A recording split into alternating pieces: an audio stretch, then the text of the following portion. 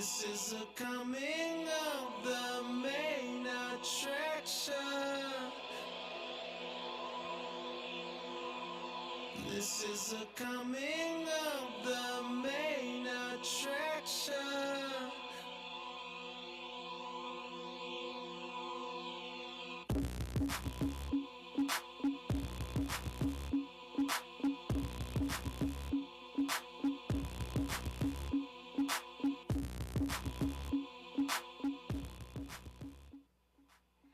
What's up, Triangle? I'm your host, Jay Rillis. So glad to be back. Third show and running. Uh, and we're excited in the studio today. But today, the topic today is Black Wall Street. Remember the time, remember the history, still the same city, still the same legacy. And our second topic today is our local and state government because they're literally having a frenzy over the mayoral candidacy, over the government candidacy, every time the same time of year, 4 years, every time. And we now have a platform here where we can discuss why these quote unquote candidates should be or should not be in office. And me, I'm a big fan of the community speaking for themselves. That's why this is a call-in TV talk show. Again, the number again is 678-536-3072.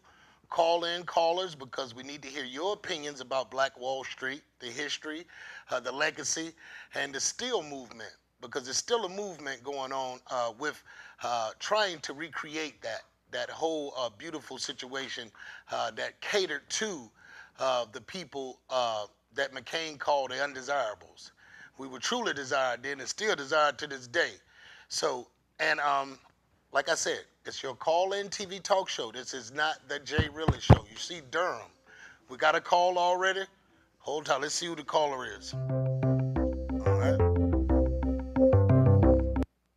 Caller, state your name and state your business because we're talking about Black Wall Street today and we're talking about our local and city government. What's your comment? And please comment. Well, I really don't have anything to comment on the government. My name is Nebraska Scott. I think my government has a job to do, and they're doing it. Okay, all right, and that's your opinion, and I'm glad because everyone will not agree on the same things, but I do believe that everyone's opinion definitely has merit and has value. So I thank you for your opinion, Mr. Nebraska. Well, I will follow up, and when it comes down to election time, I definitely will know who I vote for, and I will pay more attention. I'm just a resident of Atlanta Okay. for 2 years, and I definitely will look at the work that the government does around it.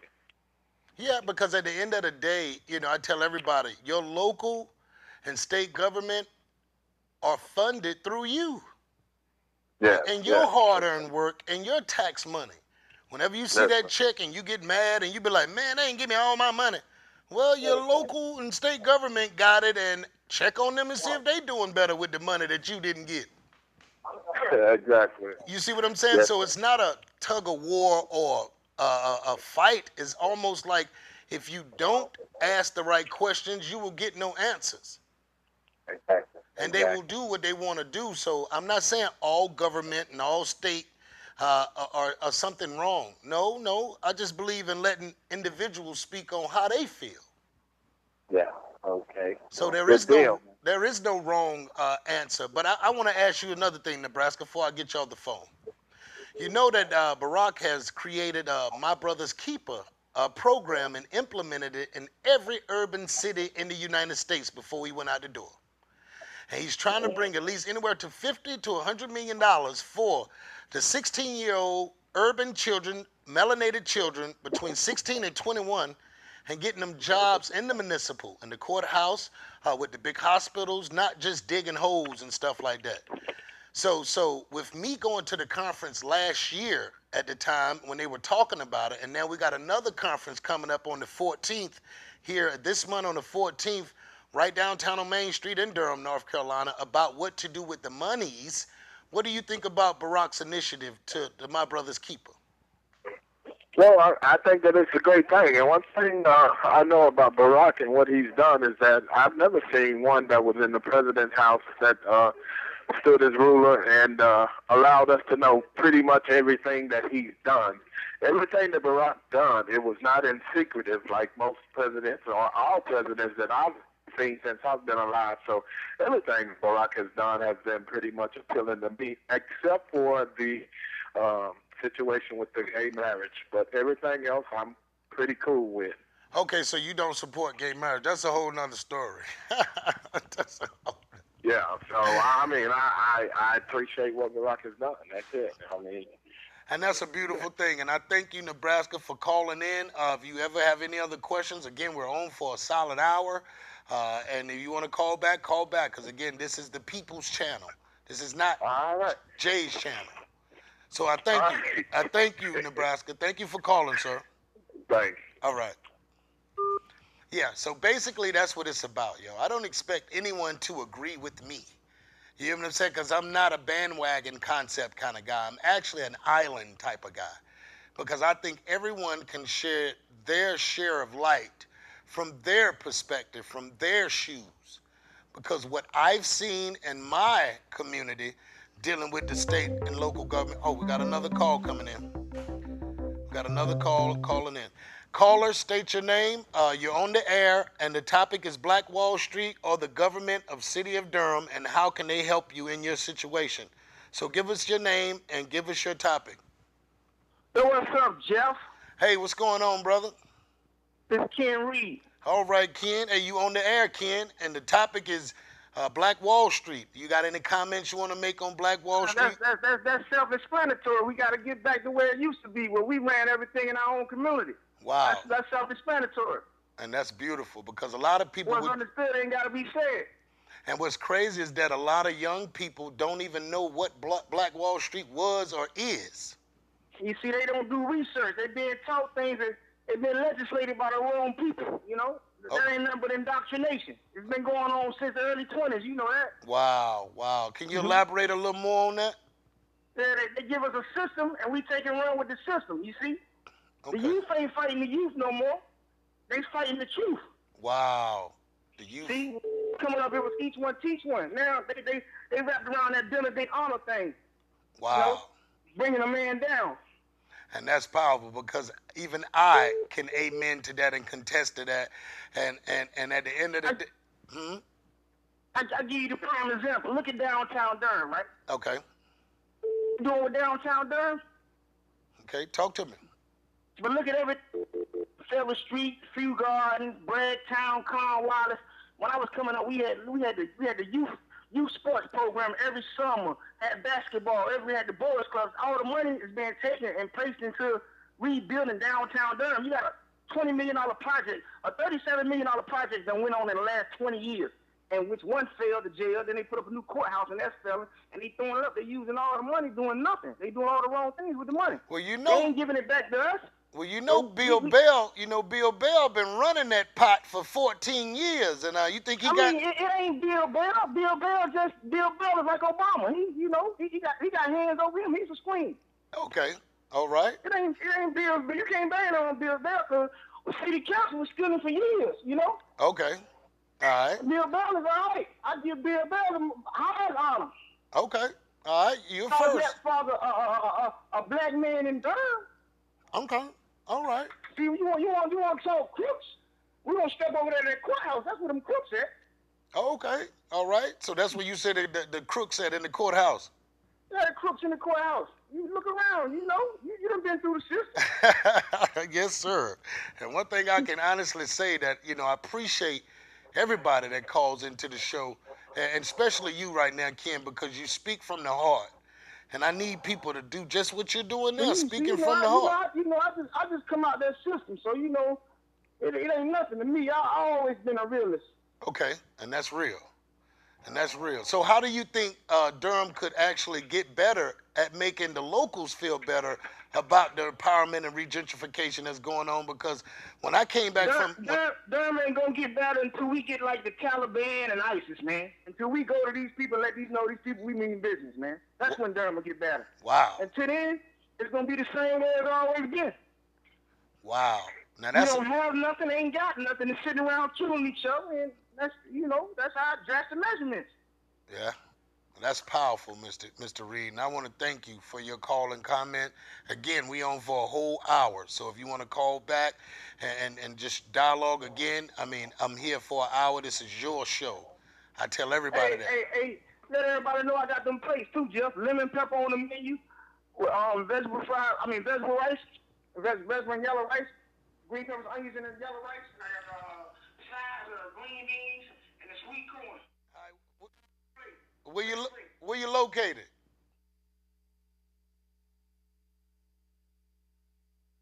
All right, you heard Mr. Reed. He delivering the food, so it is what it is. But this is your show. Hey, I'm actually live right now, so I got callers coming in.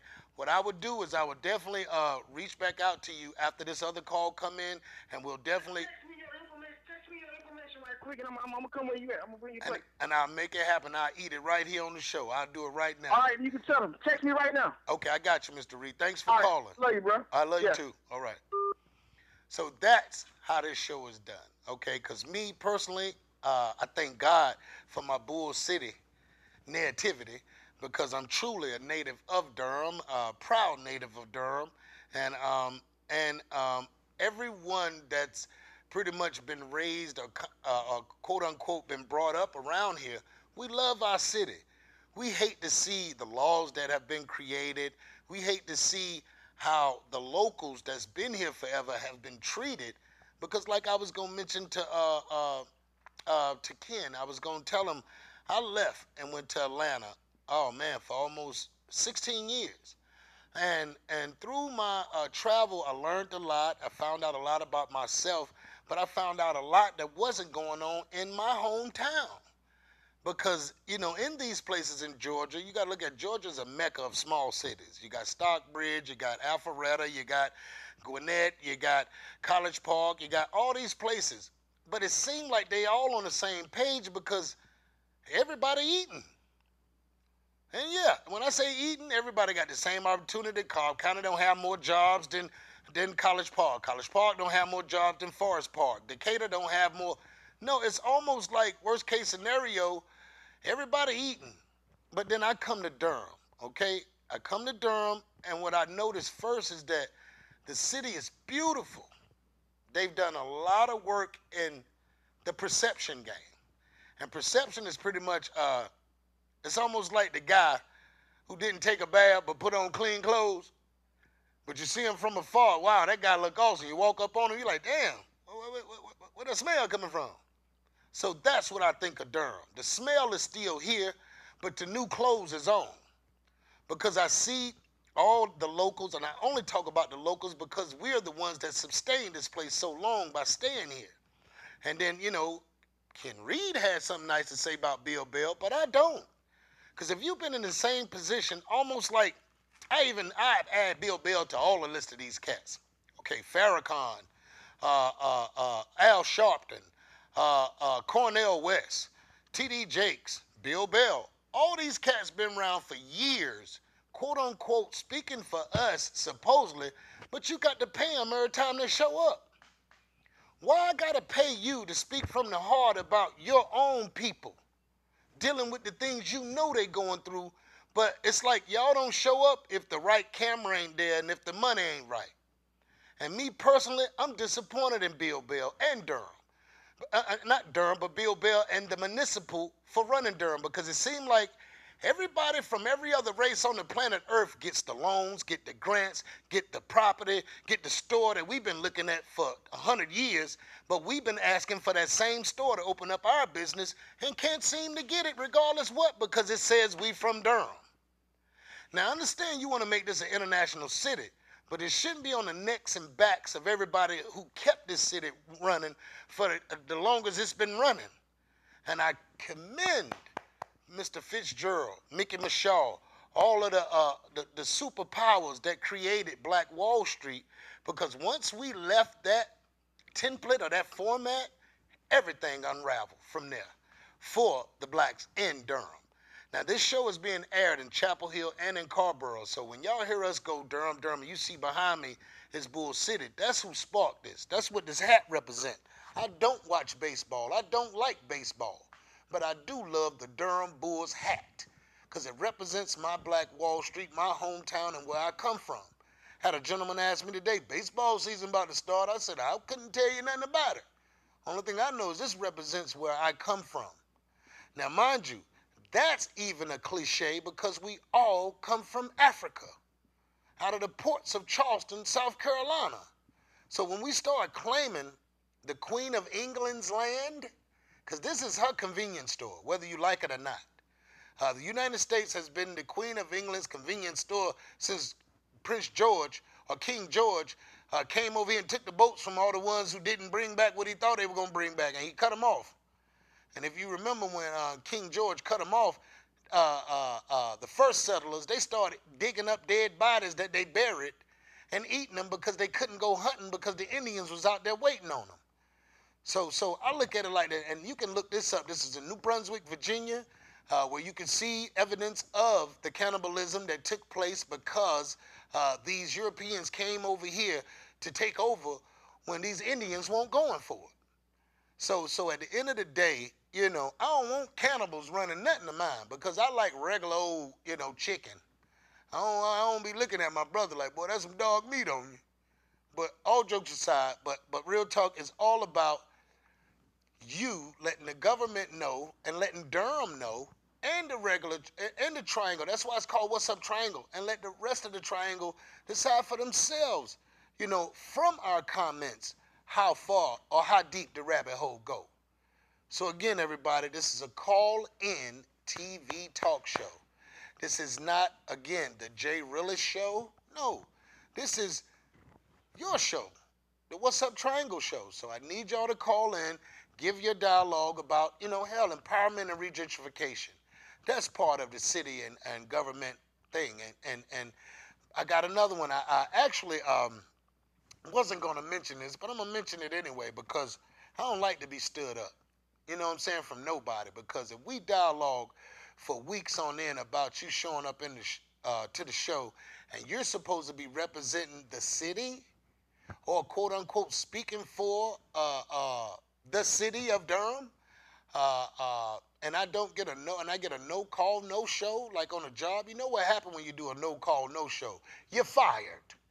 So I had a meeting here today with Mr. James Lyons, and I didn't get a call from him today, but I spoke to him all week about him coming to discuss what's going on with his mayoral candidacy, his views and opinions. But you know, I was slighted when I didn't get a call back from him. So I'm still slighted because if the community reaches out to you, who you're asking to put you in a job situation to take a position to take care of the community, and I have a community station for you to come and speak on your behalf, and you can't show up for a couple thousand people, I don't know, bro. You got to speak for yourself because I'll give you a chance to clear your face up. So if you're watching, feel free to see this right here. You're more than welcome to come and clean your face. But getting back, and then for instance, me personally, I was in the Bridging the Gap program. All right, let me tell you what it was. It was with the former city manager, Cecil Brown. Great man, beautiful spirit. Love him, the family, everybody. And Mr. Brown, if you see me, thank you for everything. Okay, Mr. Brown?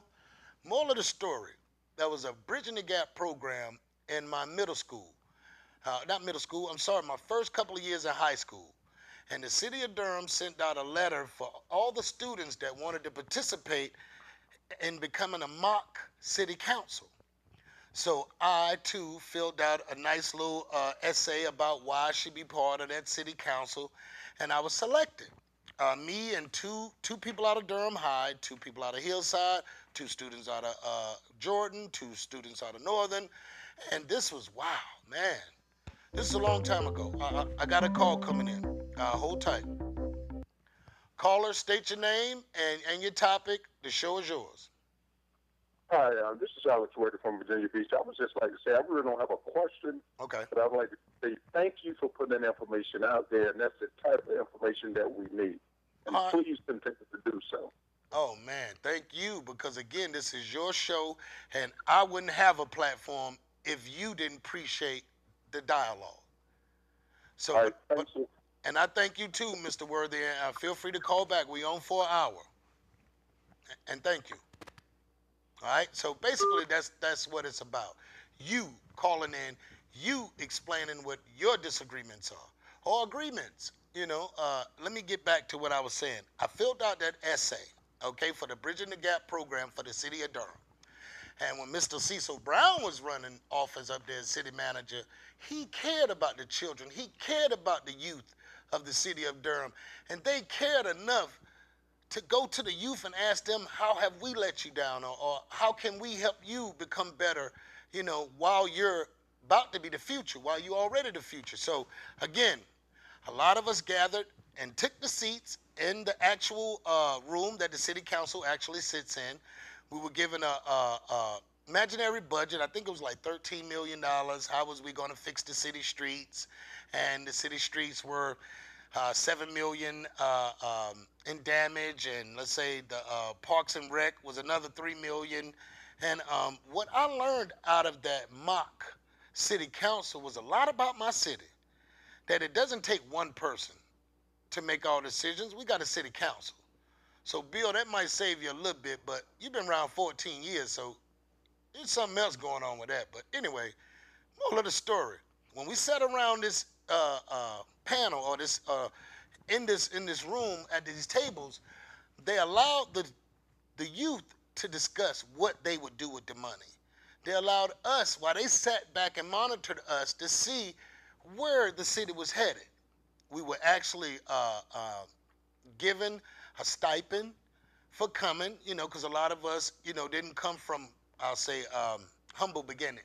A lot of us didn't come from humble beginnings, but I truly was one of them. So the little money I did get, I appreciated every little dime of it. But then once we actually dialogued, it was like 3 weeks.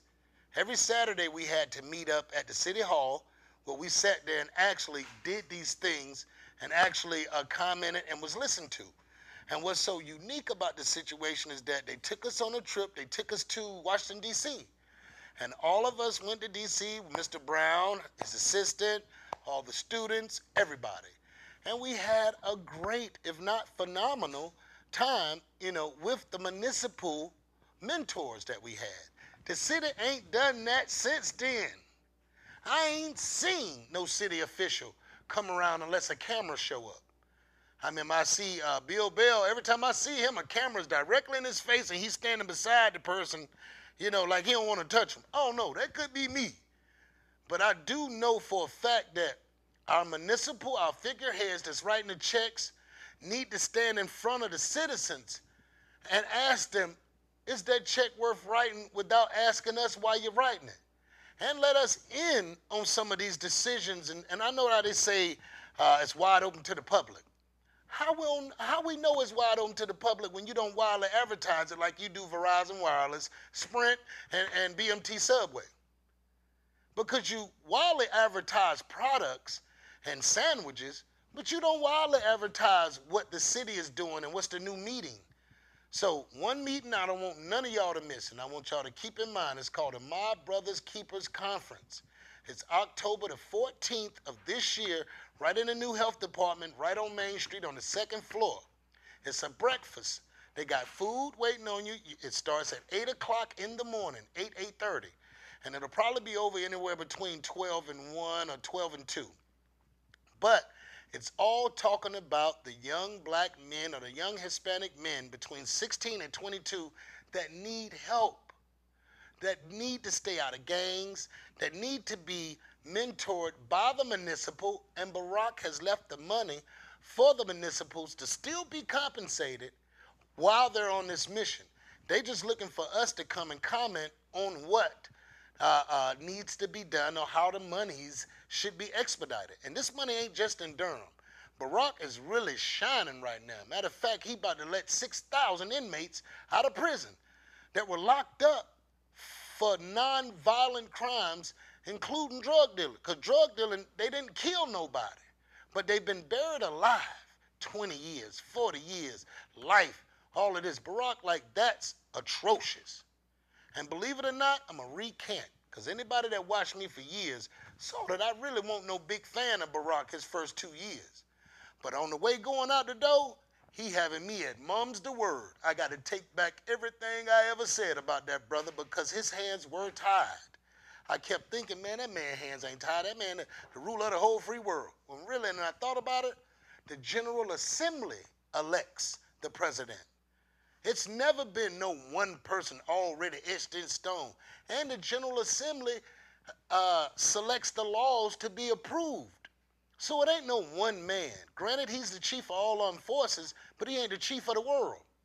And he has to go through his council, like Bill got to go through his council. So I say all of that to say is that I'm actually expecting a guest, a youth, one of the youth that I spoke to over the week. And I want to get him back on the panel so he can discuss how the youth feel about Black Wall Street. What does he know about Black Wall Street? What do they know about Black Wall Street? And the other topic, our government and city and state, are they doing us a good justice, or are they just doing the bottom line, getting them a check, running back to Trayburn? So I want to invite a guest on my panel to my show. Mr. Tremaine, please come to the show and have a seat, sir. Your mic is there. And you got to do me just cut it on and speak to the viewers, because I can't speak for the youth. I'm 44. My youthful days gone. I got gray hairs and everything. So I just thought I'd share that with you, let you know that I do respect the youth. And I need to hear from them because they are the future. Just like I was speaking about the Bridging the Gap program, they allowed me and us to speak about the city planning and stuff like that because they were really listening. So I'm really listening now. Okay, so Tremaine, I don't think my real question is pretty much, okay, what have you learned about Black Wall Street, or what is your knowledge of Black Wall Street out of Durham, or what have you heard about Black Wall Street? Well, Jay, I'm from Asheville, North Carolina. Okay. I go down here, North Carolina Central University, probably familiar with it. Okay. From what I heard, Go Eagles. Oh yeah. From what I've heard though,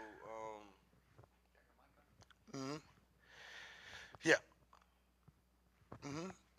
Yeah, he just turning the mic up. Okay, can you speak? Yeah. From what I've heard though, it's pretty legendary. Okay. Pretty legendary. It's pretty legendary. I haven't really heard too much. I don't have too much knowledge on it, so I can't really speak too deeply on it. Okay. But from what I know, it's just pretty legendary. Okay, well, let me break it down. There was 3 Black Wall Streets. Okay. You had one in Oklahoma City, OKC. Okay. Oklahoma City, and it was in 1921. The same successful black city was bombed by the local Klansmen. Okay. Okay, and the Gap Band actually named themselves after the 3 streets. Okay. It was like Grape Street, Aberdeen, and another street, start with a P, Proctor Street, I believe. And the song "You Dropped the Bomb on Me" is all about 1921, Tulsa, Oklahoma, Black Wall Street bombing. The first city bombed in this country was Little Africa. They call it Little Africa because they gave these black sharecroppers desert land and didn't know that it was oil under their feet. These black people went and procured this oil, refined it, and started making gasoline. So Little Africa, that's where the name came from after they started making all this money. And the money would circulate 3,000 times before it would even go outside of the city because we were buying from each other. I bought from you, your father bought from me, my grandfather, my grandmother sold the cakes, your grandmother sold the knitting or the threads or the socks and T-shirts.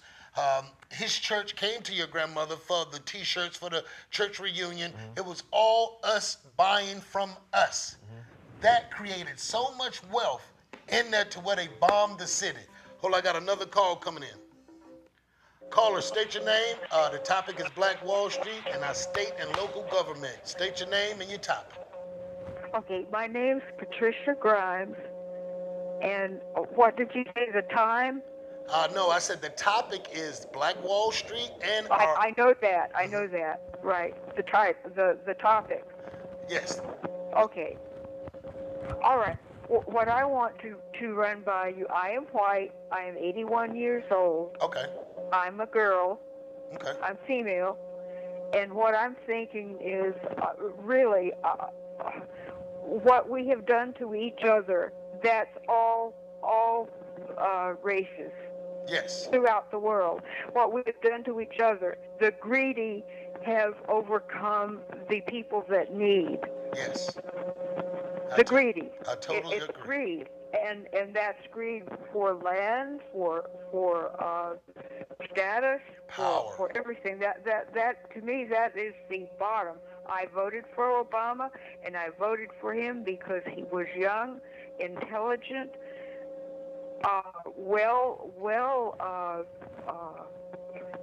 he was with it. In other words, he had studied, and he had people around him that were advising him.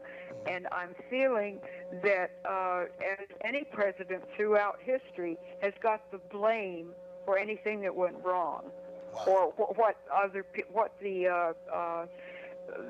now I'm trying to think of words. The powers that be. Why would it be? No, the powers that be. That's what I call it. The powers that be. In other words, power created greed. In other words, I've got power, I can do this.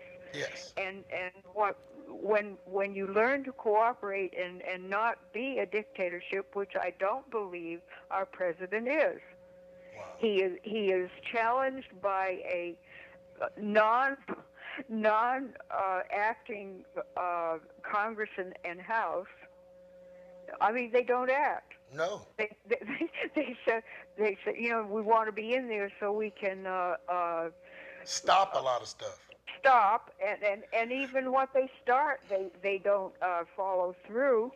They get arguing about it, and so we really we have to have evidently even 3 strong leaders: the president, vice president, and the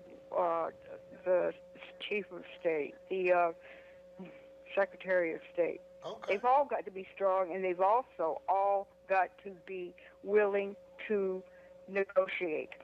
I totally agree. And again, thank you. And I want you to remember, this is your station. I'm only the host. And when you have anything that you want to say, I'm one that would definitely love to hear it, and the viewers will love to hear it. And thank you again for calling. I want to make, and another thing, let me just say a few things about gun control. Mm-hmm. You have to control the people with guns. I agree. I totally agree. I hate guns. I do, but they have a purpose. Mm-hmm. Now, my grandfather, I'm 81 years old, mm-hmm. was a, I guess you could call him a welder. But he was more than that. It was when you had to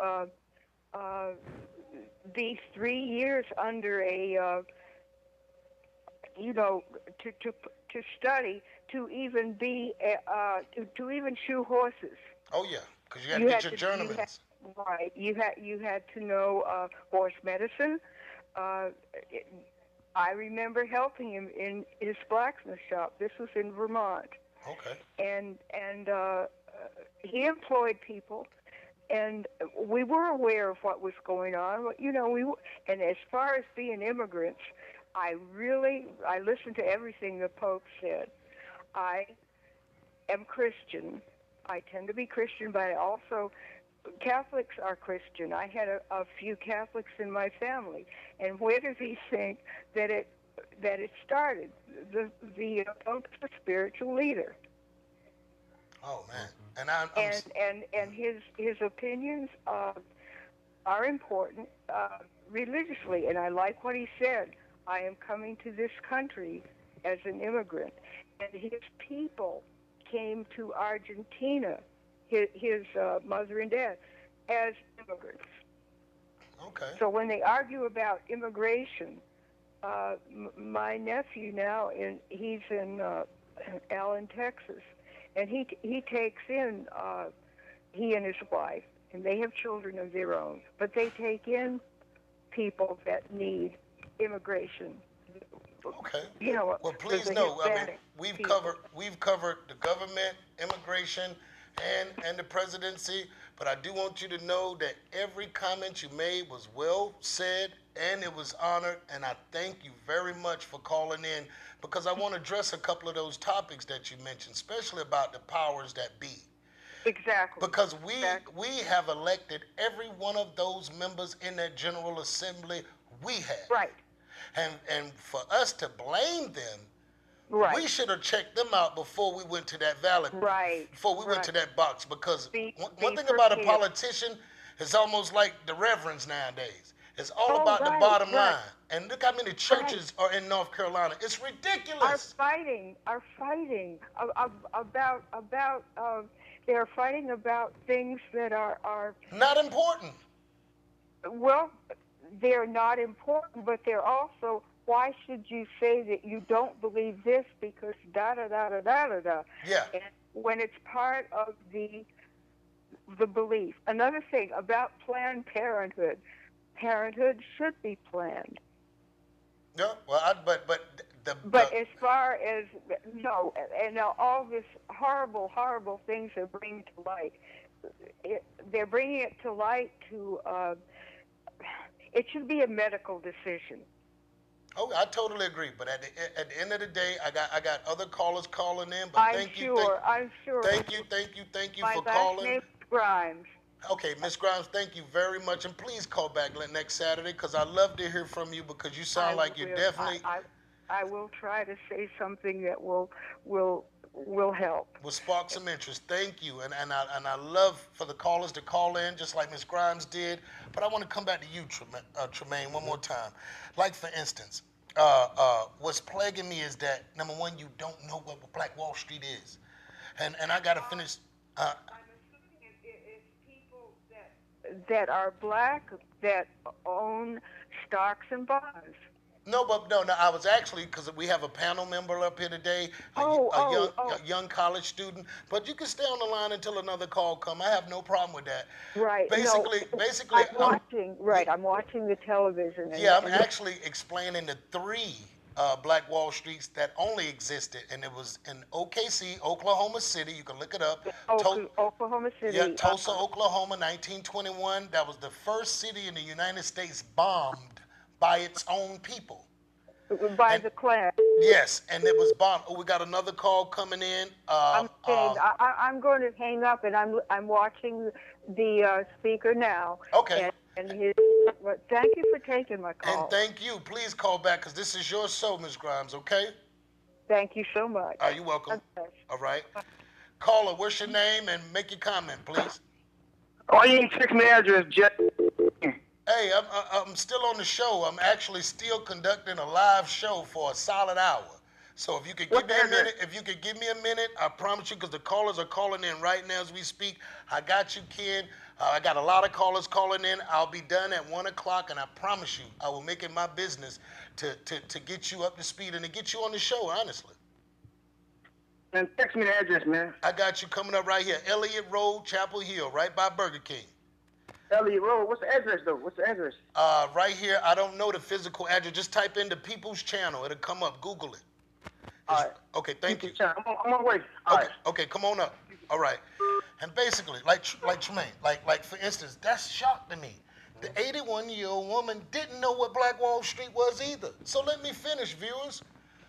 Oklahoma City, Black Wall Street, Little Africa.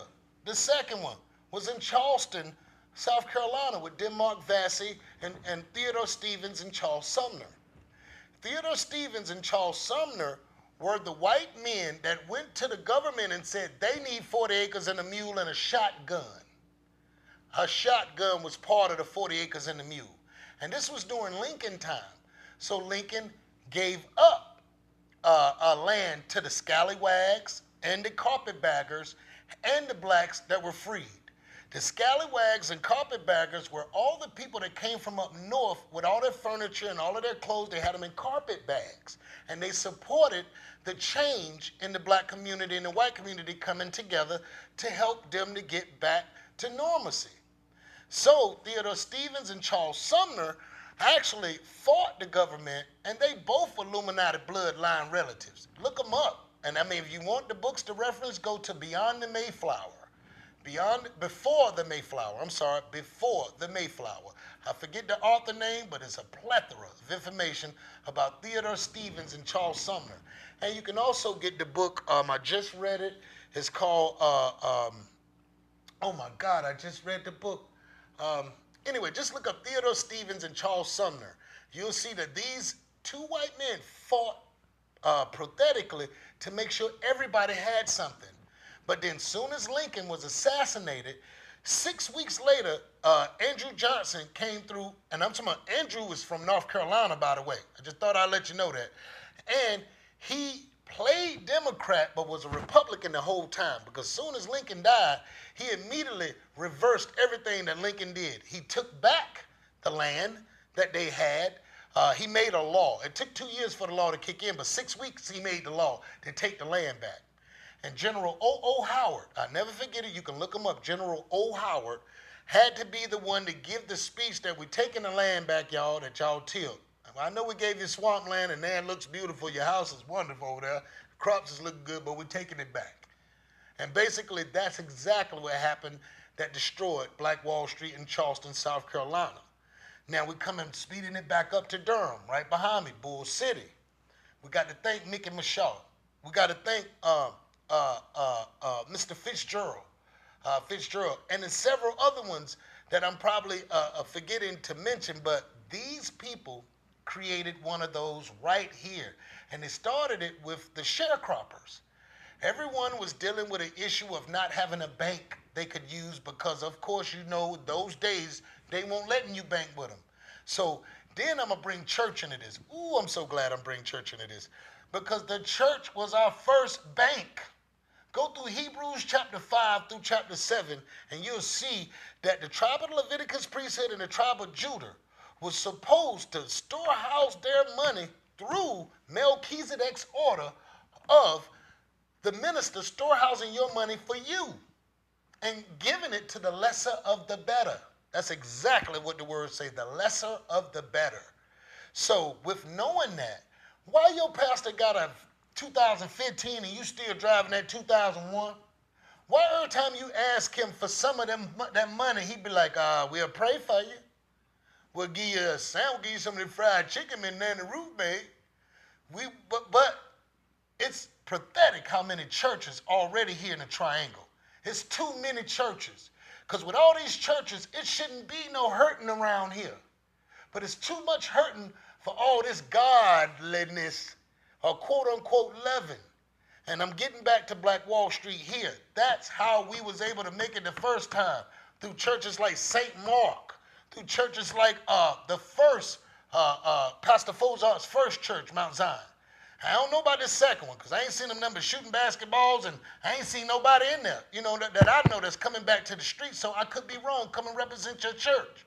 But at the end of the day, none of the churches are taking the money and giving it back to the lesser of the better.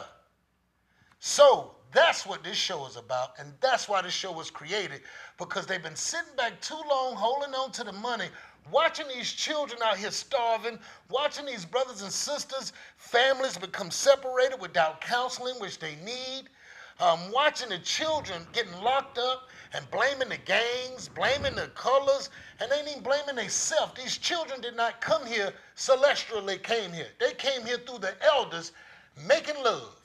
Love now.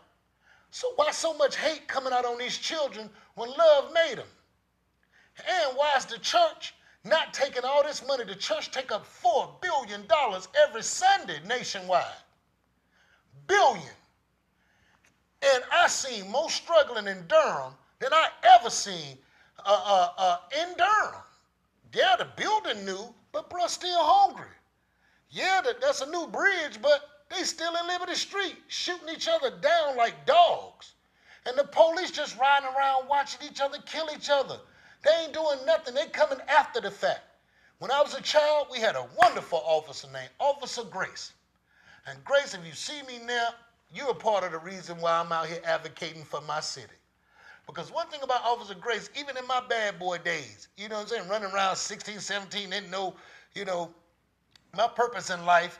A true story, and I got to tell the story because it shows that the government worked then, the city worked then, because we used to have a Scared Straight program where they'll put you in a van, take you to Pope Youth Center, or take you to Central Prison, and you let you walk through there and see what prison gonna be like. I ain't seen none of that. I seen the mock courts going on, but it's almost like y'all training them on how to not defend themselves in court. Because I ain't seen no lawyer to represent them and tell them what's the proper laws to use to defend yourself. I just see the judge scaring them and telling them, look, this way you're coming, so get ready. You get what I'm saying? So I don't like that concept at all, because to re-raise a child or to raise a child is there has to be from knowledge of their cultural ethics, not your cultural ethics, because their cultural ethics sets the tone for their life. Your cultural ethics sets the tone for your life. So when you forget about the children in their environment, what they're going through, you can't help them at all if you are not willing to listen to their elders in that neighborhood. Because the elders know what the children and how they got this far. But getting back to the city, and the city need to spend a lot of more time talking to the children, period. Because the adults, if you're over 40, you damn near dead. Okay, you could drop dead at any minute. You could hit a curb the wrong way, upper room. You're upper rooming. So, getting back to you, Tremaine, because you're the youth, I have to ask you, how do you feel like the government or Bill Bell, if he make it again, or this James Lyons guy who didn't show up, if they take office, okay, what can you tell them right now on this show to have them get their act together before they take that seat? What do Durham need to cater to the youth? Because when I was growing up, we had John Avery Boys Club. We had a Salvation Army Boys Club, just like what Ken was talking about. We had so many places we can go and shoot ball, go swimming and all that. Now it's almost like prison town. Give them nothing to do, they're going to do something stupid and we'll have them locked up. Like some evil ruler. You tell me your opinions on how Barack can take this, my brother's keeper, funding this money and help you, and how Bill Bell or this Mr. Lyons can help you, because right now you're speaking for everybody your age and black with nuts. So I want you to talk to the camera and tell them how they can help you, because they watching. They ain't gonna say they watching, but they watching. I mean, for the youth, I feel like we should have more youth intervention programs. Okay, tell them. Just doing stuff out here for the youth, you know, getting more involved with the youth, for all those in single-parent households with no positive structure. I don't know, maybe just going around picking up the kids and all the project housings and, I don't know, take them out to like a gym or something, organize like basketball games, just different type of events, then like have a grand prize.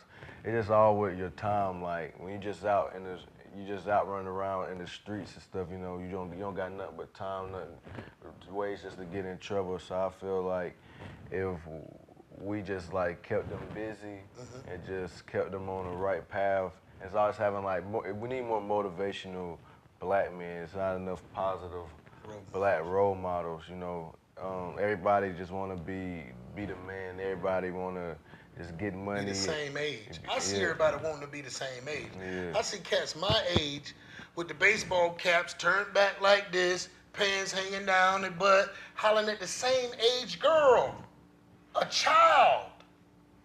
Not an adult his age that can help him, or quote unquote his peer.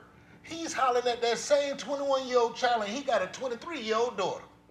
Now that's crazy, because until the elders take position on being the elders, I hope you know the scripture reading tell you, you will be punished for not acknowledging the youth. Can I say something? I mean, I wouldn't even totally put, yes, the elders definitely play a role, but you just gotta know what we faced against these days. You just gotta wanna have that drive in you to wanna rise and take your place in history. You gotta just have that in you to not wanna just be another statistic. Excuse me. It's just like I feel like it's kind of within you too. But the elders, I mean, yeah, it's I could say the elders too, cause the elders do talk down on this generation. Nowadays. Like they ain't have nothing to do with creating it. Yeah, they talk down on our generation nowadays, but I mean, at the end of the day, it's all within yourself. Ain't nobody gonna make you. You gotta want to be successful because you want to be successful. That's real, and I commend you because at the end of the day, I just knew how I grew up. You know what I mean? We had white big brothers and sisters that came out of Duke University. I remember that. And I remember David Saltzman. David Saltzman, if you watching me, David, I love you. But David Saltzman and a couple other of the students took their money, their time to come through Few Garden Projects, take us camping out on the beach, took us, and I thank God for these students at Duke at that time because I had one of those when I was 9 in Asheville, North Carolina. And then they give you a bunch of culture and brother, showed you for some Christmas. stuff. For Christmas, they brought me and it was the first year for Christmas. They brought me a bike. They brought me toys, all types of stuff. So I was like 9 or 10 years old. See, and we had the JCs, but I never got a bike. I'm one kid that went his whole childhood without a bike. Okay, so imagine that. Imagine what that does to a child. Even to this day, I have issues behind bikes because I always wanted one bought for me and given to me from the elders, maybe mama, daddy, uncle, cousin, Charlie, all of them. Nobody got me a bike. Hey, Jay, can I ask you more about this Black Wall Street? Yeah, let's talk. Can you tell me exactly what that is? Okay, Black Wall Street, very simple, is the elders realizing that there was a diaspora thing going on with our finances back in the day. We couldn't go to the bank. Around what year was this? This is right around, Black Wall Street was in about 1920. It was in the 20s, 1920. Tulsa, Oklahoma bombing was 1921. The actual bombing took place April 1921. And when the success kept multiplying and multiplying, these Klansmen sat at the top of the hill and watched them prosper and called, I think it was 2,700 Klansmen to come through there and shoot down women, children, burn businesses, and drop bombs on Black Wall Street. So I want you to look it up. Tulsa, Oklahoma, 1921, Black Wall Street, the bombing. You're gonna see some Gothic pictures, but it's the truth. We bombed our own people. You get what I'm saying? Well, the Klansmen bombed our own people, okay? Now getting a Black Wall Street here in Durham, same thing. We had our own banks. We had our own movie theaters. We had our own shopping. Haytide was one of the best place to come in Durham back in the day. You could literally go shopping, get your hair done, go to Woolworths, get your eat real good. Y'all remember Woolworths on Main Street? I remember. I remember the lemonade that they would make. They would literally make lemonade right there. Take the lemon, put it in the thing, do the jigga, put a little sugar in it. Those was little classic moments right on Main Street. So I say all of that to say, once those things were removed, it was almost like the moral standards of black families moved, because right at that same time, Margaret Stringer came out with Planned Parenthood in 1934. And that Planned Parenthood, and her words were, black children are like weeds in the grass. We must get rid of them. That's where Planned Parenthood started. It didn't start with, hey, teach this little girl that she shouldn't have sex without a condom. No, it started with depopulation, period. So to answer your question about Black Wall Street, it won't nothing but a whole bunch of people with nothing coming together. Like if Miss Addie Mae needed a roof, her dues and her plate at church took care of her roof. You see what I'm saying? Even if it wasn't up to $2. But Mr. Jenkins had his $2, Mr. Pettifer had his $2, Mr. Winfrey had his $2, and after you got 60, 70 people putting in $2 a piece, that's her roof. So we took care of Miss Jenkins' roof so she can keep making the cakes that she sell at church. You see how it worked? That's how she made her money. Mr. Jenkins needed another horse. So we all put the $2 in the pot and got Mr. Jenkins his horse because he's the one that cured the tobacco. So we can't smoke good without Mr. Jenkins. You see how the church is supposed to be a conduit to the people, not to their pockets. Ministers, reverends, and Psalms 111 verse 9 states in the Bible distinctively, the only one holy and reverend is God. Okay, Psalms 111 verse 9 says distinctively, I am the only one holy and reverend. Holy and reverend is I, he, him, him. So if you're calling them reverend and not calling them brother or deacon or brother of the cloth, you wrong. Because at the end of the day, he ain't no reverend. And he's not celestial, and he's not to be applauded. If anything, he's supposed to be taking care of you. Because the Bible states they're supposed to get a house using the same running water as the church used, the same electricity that the church used, and they ain't supposed to be but so far from the church if they're the caretakers of the church. So if you're the caretaker of the church, why you got a big house in Trayburn or Black Horse Run, then you're coming in here grabbing the money and running? Bruh, y'all are the cancer. Churches, most of y'all are the cancer in Durham. And I'm here to shed light on it, and I get cameras on location. So watch out for me, because I'm taking the mask off all of you pirates, and I'm letting the people know what church they need to go to, who support the community, and which one's just after your money. Because I'm seeing more former drug dealers becoming ministers nowadays because they still looking for the money. They don't care nothing about you. They don't care nothing about bringing you to an enlightenment. I know. Yeah, because I think bro, so? I know so You think for that's a their fact. motive? Bro. You think they just actually changed? Okay, when you got 300 churches on one block, and you see that's the only man still eating regardless, and you see the feds closing in on you, I can honestly see why one of them did it. You think they really profit from churches like that? You don't think they go to none of the lights, none of the things needed to keep the churches up and running? Well, I mean, me in my 44 years, no. I mean, I hear this a lot. That's going. I mean, No. what you're talking about. This has been a topic a lot. You know, a lot of people are thinking now the churches are extorting people. If I could say. Yeah, no. But what it But really I don't know how I feel about that. I'm kind of in the middle, conservative, I guess. Okay, I got you. You can be. I feel like the tithes and offerings, you get blessed for giving to God. You get blessed for giving. That's where they get you at. They get you right there because they make you feel bad. You ain't gave up some money, but where is these monies going? This child ain't ate in her mother. Ain't have no money to put in the plate. I feel if you don't have any money, you see what I'm saying? Ain't have no money to put in the plate. So should they get their last penny? No, or most should definitely they be able not. or should they be able to ask Give the what minister? you can. Give $1. That's what I would do. If they have nothing, can they ask the church? And they're the lesser of the better, because that's what the Bible states. I mean, I believe if you don't have anything to give, then God knows that, and you should not give what you don't have. Exactly, and you should be able to notice hurt when you see it, and rectify the issue and tithe with the hurt. Because I don't believe tithing to a man with a brand new Cadillac and got a brand new Escalade, and he change up shoes and ties every week. Need that money.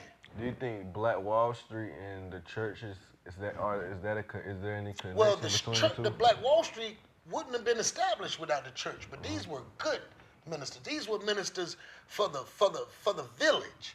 These were true Word of God ministry. Because the true Word of God say, if that man is not storehousing that money for you, he's supposed to be stoned to death in the street. This ain't my words. This is the Bible. The Bible said, if this man is not storehousing this money for the tribe of the Leviticus priesthood, Hebrews chapter 5 through chapter 7, okay? You ain't got to take my word for it. Read. That's another thing. Quit blaming the person who know and study yourself, and then you'll see who really been robbing you. But guys, we about to wrap the show up. I'm thank the callers for calling in, and I definitely thank my little I YG appreciate you, for coming man. in, because we can't do it without the youth. And at the end of the day, we are here for you. We are a community show.